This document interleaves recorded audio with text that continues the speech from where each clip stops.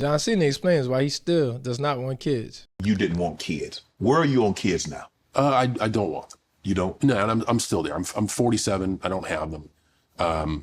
You don't want a little Johnny? So Or Joanna?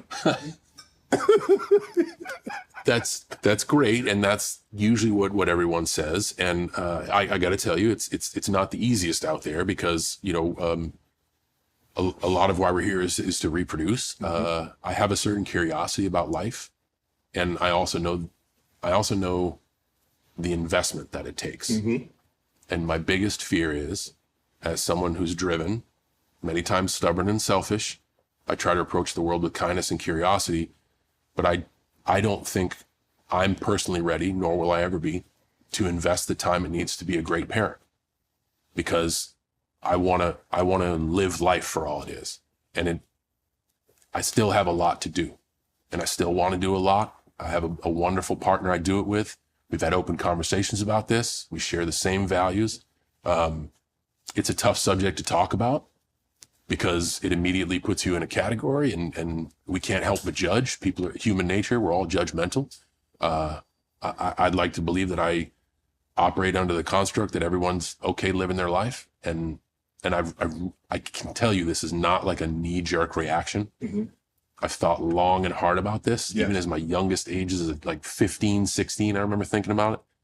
My opinions only hit that gray area during emotionally difficult times. Wow. And I'm very happy with where I stand. I have a lot of joy and fulfillment in my life.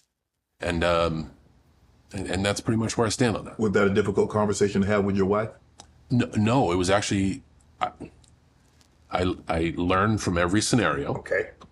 And I've learned from my past.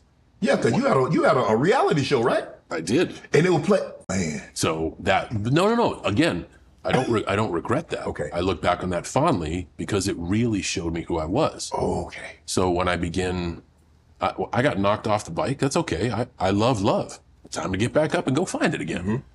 And in that due process, I open with the uncomfortable conversations. So those are like first and second date questions with my now wife. Yeah.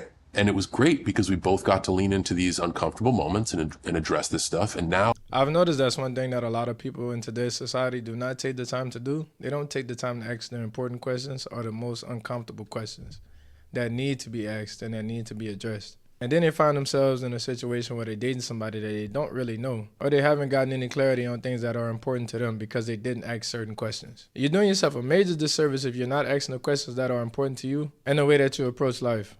Because without asking certain questions, you don't truly know if that person is aligned with your vision and your goals in the way you want to go about life. And that's okay. Sometimes some people are, sometimes some people aren't.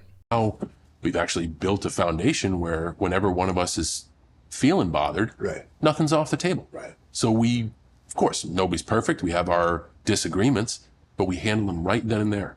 And nothing is too uncomfortable to be unapproachable.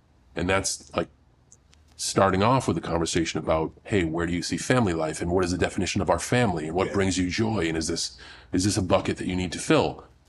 Those conversations have helped me, at least personally, and her, forge a path together as a team. You show up and like, this is about to be the shortest date in the world. Where are you on?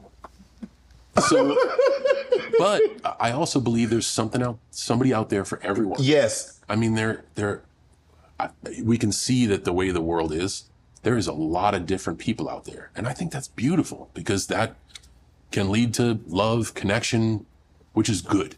Okay. I guess my takeaway on this is if you're out there and you feel alone, you're not. It may be hard to find someone who has the same values, but they're out there, and don't give up searching because you're not as alone as you think you are. I got 2 takeaways from this video. The first one, bro, John Cena, I commend you and your decision not to live by societal norms or feel pressured by societal norms to have kids and put yourself in a situation that you know that you aren't ready for. The level of self-awareness that he has is admirable because we all know he has the financial means to have a kid right now and that kid be well taken care of, but he wants to genuinely spend that time with his kid and not be out still trying to cross things off of his list that he wanted to do. A lot of people have kids and then they look at their kids as burdens because they chose to have kids too early and they didn't actually get to live life to the fullest before having those kids. You see it every single day. If more people took on John Cena's mindset and approach to having kids and going into relationships, I think there'd be a lot more happiness in the world and a lot more satisfaction in the decisions that people make. I always admired John Cena, man, and this video just made me admire him more. It's a great dude right there, man. The worst thing you can do is have children before you're actually ready to have children, because you don't want to view your child as somebody that held you back or that stops you from doing certain things that you wanted to do in life. And also, don't be afraid to ask important questions, regardless of how uncomfortable they may be. I think there's a lot that people can learn from this video. There's nothing I like to see more than people who took the less conventional route and trusted their own mindset and their approach to life versus taking what society or family members or friends want you to do, and you end up being unhappy and unsatisfied with life. But y'all let me know what y'all think about John Cena not wanting kids and his approach to relationships in the comments below. Like and subscribe if you want to see more content like this. It's your boy KJ, and I'm out.